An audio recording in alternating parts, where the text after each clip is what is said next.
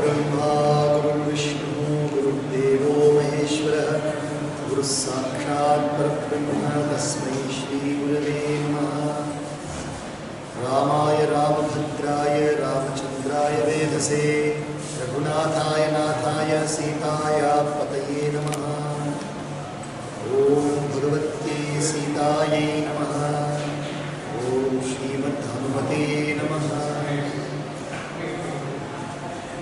पृष्ठ 31। जदपि कवितरस एको नाहि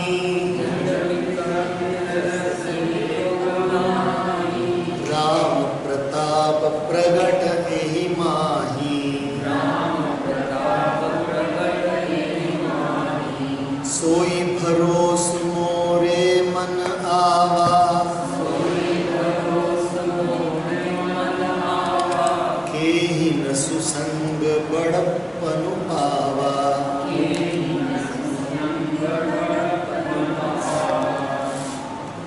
यद्यपि कविता रस एको नाही, यद्यपि मेरी इस रचना में कविता का एक भी रस नहीं है। राम प्रताप प्रगट एहि माहि, तथापि इसमें श्री राम जी का प्रताप प्रकट है।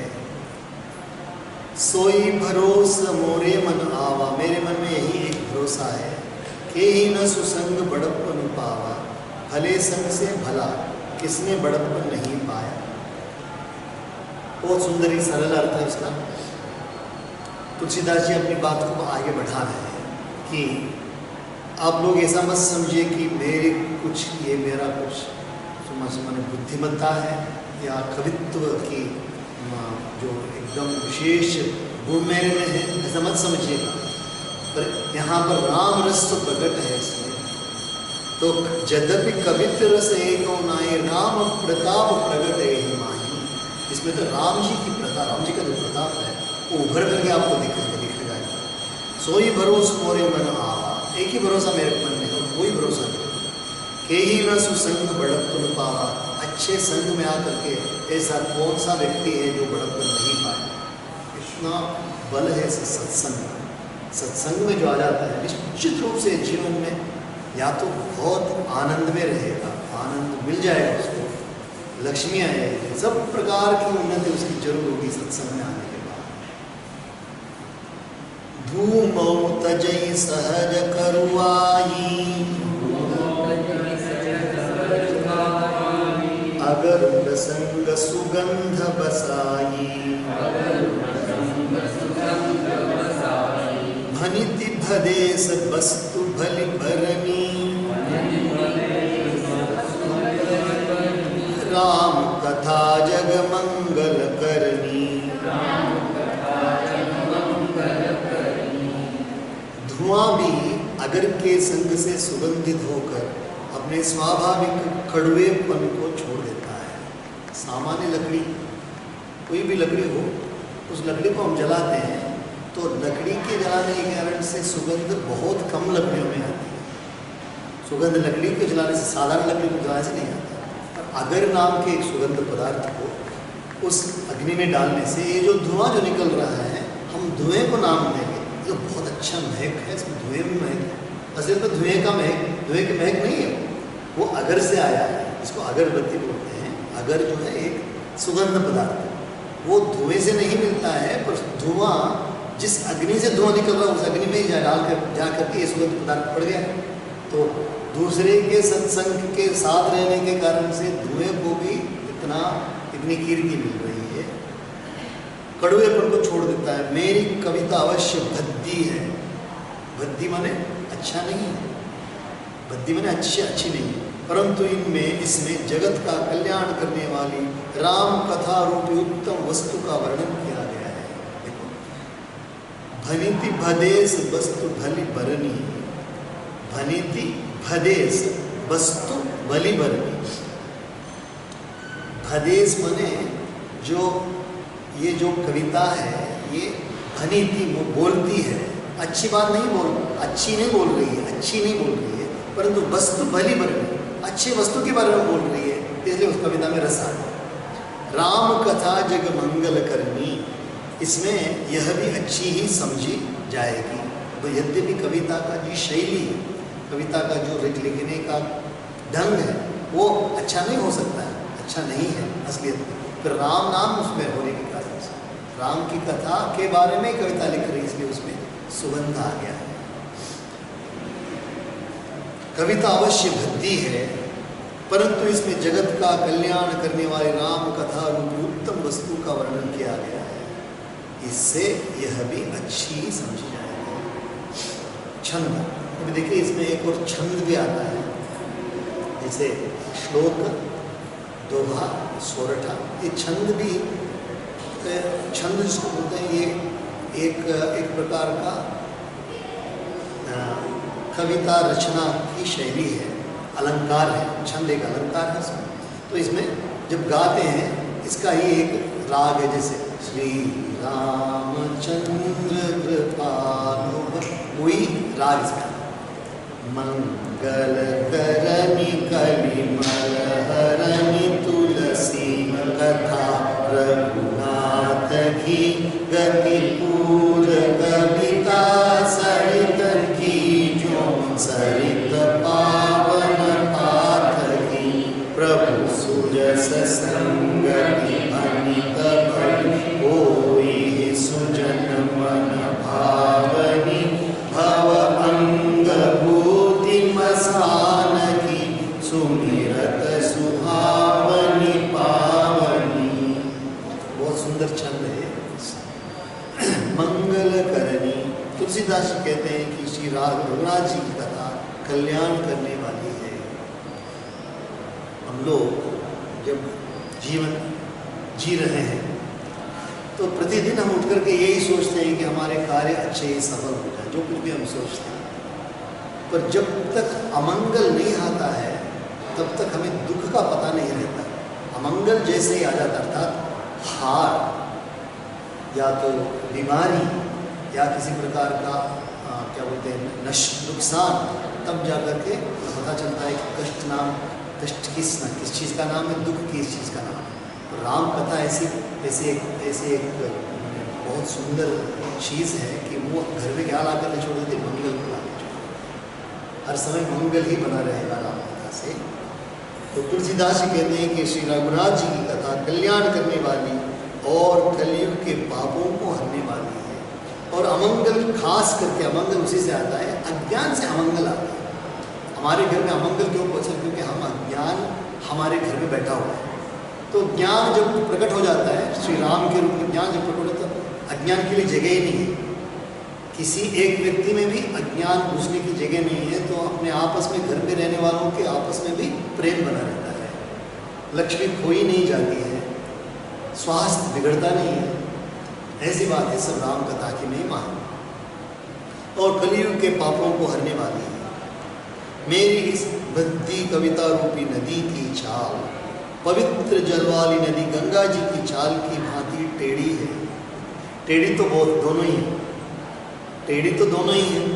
मेरी इस बद्दी कविता रूपी नदी की चाल, पवित्र जल वाली नदी गंगा जी की चाल की भांति टेढ़ी है। दोनों नदियाँ टेढ़ी ही जाती हैं। प्रभु श्री रघुनाथ जी के सुंदर यश के संग से यह कविता सुंदर तथा सज्जनों के मन को भाने वाली हो जाएगी। टेढ़ी तो दोनों ही है, पर गंगा जी पहले से ही पवित्र है। गंगा जी पहले से ही पवित्र है, क्योंकि नारायण के चरणों को छू करके आ रही है, भगवान शंकर की जटा से निकल करके आ रहे हैं, वो तो पहले से ही पवित्र है। पर मेरी जो कविता अभी वहाँ इतने इसको क्या बोलते हैं, इतना मौका नहीं मिला है। पर राम का नाम लेकर के लिए भी पवित्र हो जाएगा, गंगा जैसी ही हो जाएगी। शमशान की अपवित्र राख भी श्री महादेव जी के अंग के संग से सुहावनी लगती है, वो स्मरण करते ही पवित्र करने वाली होती है। चिता भस्मालेप